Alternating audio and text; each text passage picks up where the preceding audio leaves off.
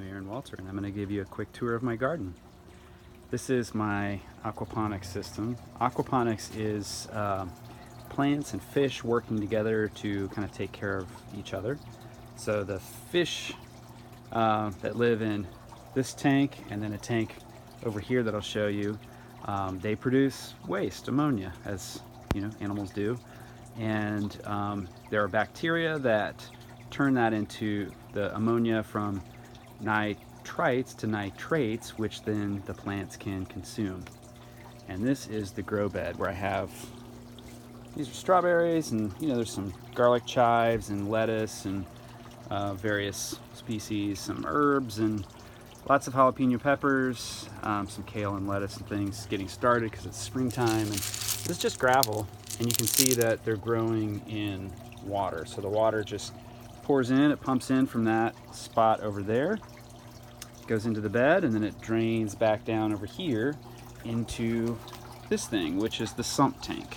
So the pump lives in the sump tank, and it pumps two directions.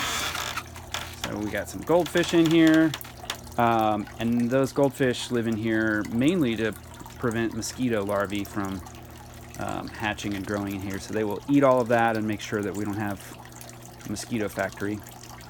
But the pump pumps water into the grow bed and then back over to a 275-gallon tank, which I will show you right now.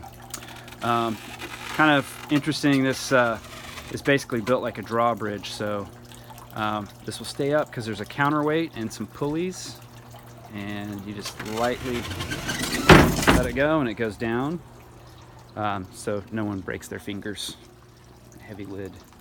So we're going to look in here at the first thing we will see is the counterweight. The counterweight is just it's a log. It goes to this pulley system, and over here is fish tank. My lid is not fitting very well, so I have to fix that, but it's 275 gallons, and I have tilapia in here that I bought from the University of Georgia. The water looks very dark because I have liquid seaweed in here, and there are 10 tilapia. Last year I had 24, and I decided I don't really need that many fish, and it's a little bit easier to keep track of and take care of the system if it doesn't have so many fish. So that, you can see the water is pumping in here from the sump tank, and it drains back into here into a swirl filter that takes the solids out. That is the fish poo. There's a tap here, and you can just put a bucket under there, open the tap, and then that dirty water I can put on my garden, which is great nitrogen for the plants. Then it goes into this bucket, which is where the bacteria are cultivated. So the water's dripping in, and I've got these media balls, which are these lots of surface area for bacteria to grow, and they are what is doing the magic here, turning the ammonia into nitrates that the plants can consume. It pumps back over. So that's my aquaponics system. Now I'll show you the rest of the garden. This is another one of my gardens here. Is a raised bed that I built out of cedar, and we've got all kinds of stuff. We've got mint, some parsley, sage, lots of dill, which is great in salads, some garlic in here, a little bit over here too. We've got a bunch of bush beans starting, some purple ones and some green ones. We've got shallots and more jalapenos. This is some volunteer Russian red kale. I did not plant it, it's just doing its thing. And more garlic. Looks like we've got some aphids going on with the garlic here. Lots of lettuce, different types of lettuce. Shishito peppers, which are so yummy roasted. Onions, edamame that's starting to sprout over here. And this lacinato kale, which just keeps growing. It's so good. It's this Italian kale. More lettuce over there.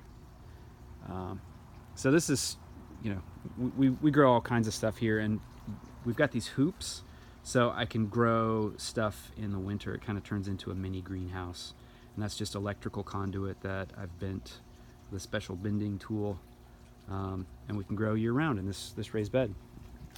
And I just built this thing, which is a potato tower. So you can see I've got some potatoes popping up here. These are Yukon Golds, and over here, just starting, are Pontiac Reds.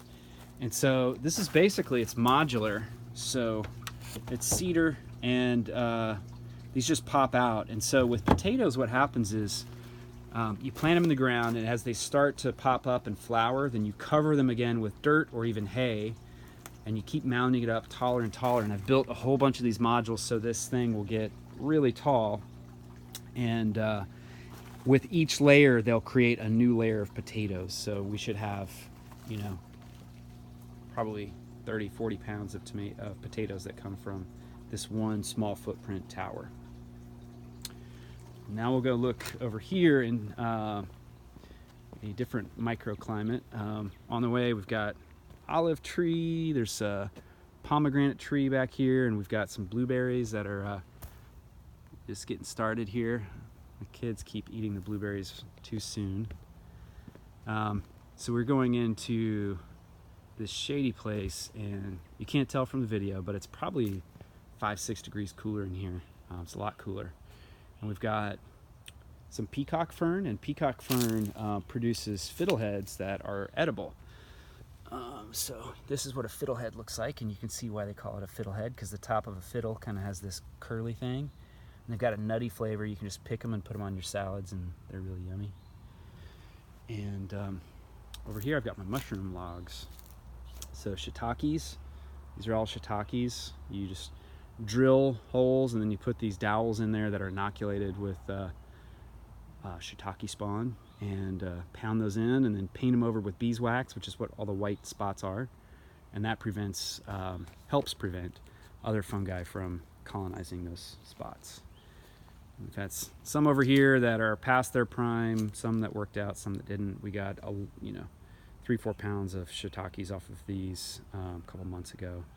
Little irrigation system built in. You can just screw in a hose and it waters all these. You got to water them weekly. More shiitakes, and this area right here, these are wine cap or King Stropharia. I always get it wrong. King Stropharia. So it's mushrooms, and let's go see some more. Some animal over here making noise. Over here are the chickens. So this is not garden, but it is kind of farming. By the way, I'm right in the middle of the city.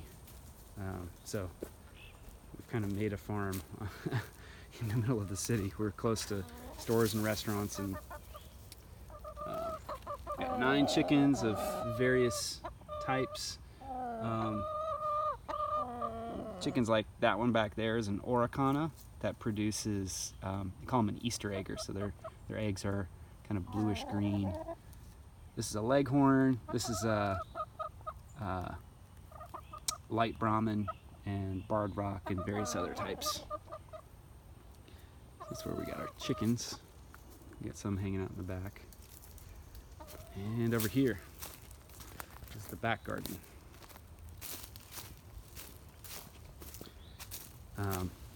So we've got this trellising, it's basically like simple fence type of thing, where we just planted a bunch of stuff, so it doesn't look super impressive. But we're gonna espalier these tomatoes, and espalier is basically like a French gardening technique where you grow a thing flat and up, and it lets like a fruit tree spread out. And so we're gonna experiment with that this year with these tomatoes. And these tomatoes I learned about from Mike Davidson, who leads the partnerships team. They are from the University of Florida, and they are supposed to be more flavorful, salty, very round in flavor. They are from the University of Florida's Botanical Gardens, did a bunch of research and experimentation on the origin of tomatoes in Peru and South America, and how modern tomatoes have been bred to not really have that much flavor, and they've got this mealy texture. So instead of growing Romas and Big Boys and stuff like that, I'm trying Garden Gem and some of these other special types of tomatoes from there. You can see lots of garlic lots of garlic. We braid the garlic in midsummer. We roast it in the oven, and it makes this sweet paste that you can squeeze on toast, and it's just so good. Also, what we're growing in here, there's some volunteer Russian red kale, which I did not plant. We've got edamame starting to pop up. There's baby edamame. We'll have sunflowers that will pop up and be visible over the wall. We've got, I'm trying to remember, bush beans, which will grow back here, and they are nitrogen fixers. They pull nitrogen out of the air, which are great for tomatoes, which like nitrogen-rich soil. So they will work together, and the bush beans will just trellis up here. So lots of different things. There's a volunteer potato over here, left over from last year. Apple tree right there. And another apple tree over here.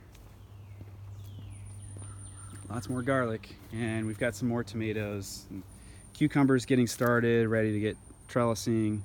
Lacinato kale will start growing here very soon. Sorrel, which I'm growing in the aquaponics system, and it's doing really well. It's a medieval green that tastes kind of citrusy, lemony, like when you put it in a salad with other types of greens like black seed Simpson or butter crunch or something like that. It's a nice contrast where you get kind of the sweetness of those other lettuces, and then this rich citrusy, I mean, it's the best way to describe it. It tastes like you're eating like a lemon or an orange. And it's lots of vitamin C. It's really good for you. So sorrel will start growing here pretty soon, and might have some stuff popping up there. And that looks like baby edamame. Just great. Okra will be over here. That's all planted, and we've got, you can see more tomatoes. Let's see, more pickling cucumbers that will grow up here, and we'll pickle all of those. And lots of okra that we just, we grill. That will start growing, and it starts like really slowly, and then it just shoots super tall, like 8 feet tall. And we get lots and lots of okra. I have not tried pickling a whole lot. I did a little bit, but yeah, we'll probably do more of that this year. We put it in gumbo. So that is that's my garden tour. We've got other things scattered about, more blueberries back here, and kind of taking this permaculture approach to planting food amongst the rest of the property. So that's it. Hope you enjoyed it.